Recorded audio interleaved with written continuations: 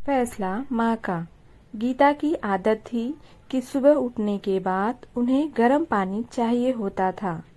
आज सुबह भी वह 2 बार उठकर कमरे के बाहर जा चुकी थी, लेकिन बहू खुशी और बेटा जीत अभी तक सो रहे थे। जब तक उनमें से कोई एक नहीं उठता, रसोई का ताला खुल नहीं सकता और गीता को गर्म पानी नहीं मिल सकता था।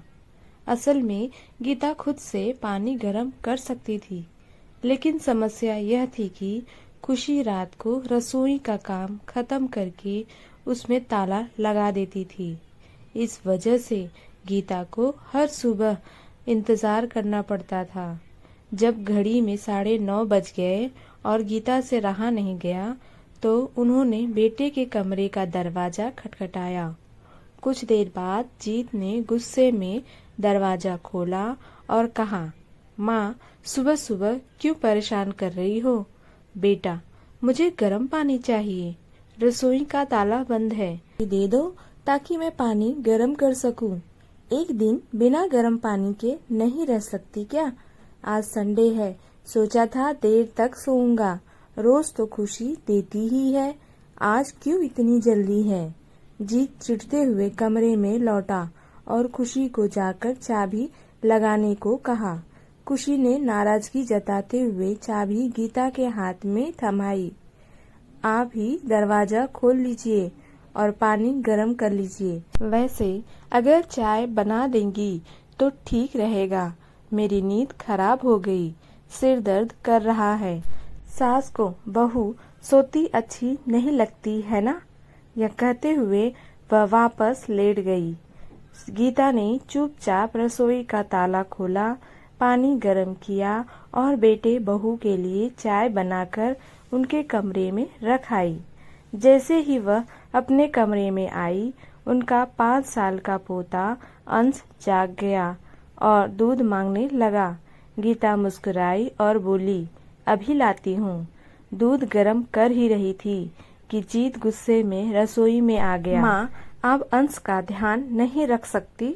वह हमारे कमरे में पहुंच गया। क्या आपको कोई काम न हो तो भी बहाने मिल जाते हैं? गीता कुछ कहती इससे पहले वह अंश को गोद में लेकर चला गया। गीता ने गहरी सांस ली और अंश के लिए दूध लेकर कमरे में लौट आई। नाश्ते के समय जीत ने खुशी से कहा, तुम आराम करो, मैं माँ से नाश्ता बनवा लेता हूँ। खुशी चिल्लाकर बोली, नहीं, मैं खुद बना लूंगी। उनसे कुछ कहने का कोई फायदा नहीं है। पता नहीं कब रसोई का सामान अपने दूसरे बेटे के घर भेज दें। जीत गुस्से में गीता के पास गया और बोला, देख लो माँ, आपकी वजह से खुशी बीमार होते हुए भी काम कर रही है, हमें चैन से रहने नहीं देती। गीता की आंखें भर आई। वह सोचने लगी, क्या मैंने इसी दिन के लिए अपने बेटे को पाला पोसा? गीता ने आखिरकार एक बड़ा फैसला किया। अगले दिन एक प्रॉपर्टी एजेंट को घर बुलाया। जब एजेंट आया तो जीत, खुशी, जितेश और उसकी पत्नी चौंक गए। माँ, यह कौन है? जीत ने पूछा। गीता ने शांत स्वर में कहा, मैंने मकान बेचने का फैसला किया है, अब मैं गांव में जाकर रहूंगी। जीत और जितेश ने विरोध किया, लेकिन गीता ने साफ कहा, यह मकान मेरे नाम है। मैंने फैसला कर लिया है कि अब तुम सब अपनी व्यवस्था खुद करो। 1 महीने बाद मकान बिक गया। गीता गांव चली गई और वहां एक छोटा सा मकान खरीद लिया। अब वह बच्चों को पढ़ाती थी और गांव के शांत माहौल में अपनी जिंदगी सुकून से जीने लगी। दोस्तों, क्या माँ ने यह फैसला सही किया? कमेंट बॉक्स में कमेंट करके जरूर बताएं।